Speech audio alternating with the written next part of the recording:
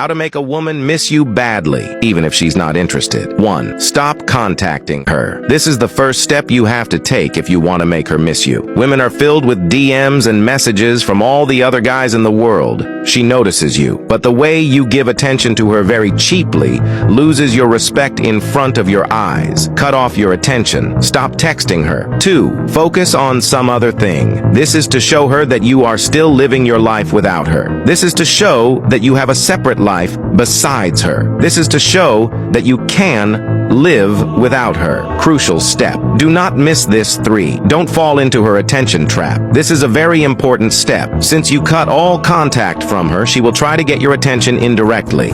This is a trap. Never fall for it. She is trying to test if you are a strong character. That's it. It's a shit test. Pass it. Show her you are a strong character by ignoring her again. 4. Start spending time with new friends. This is the knockout punch you are going to throw on her face. She is going to regret you are doing this.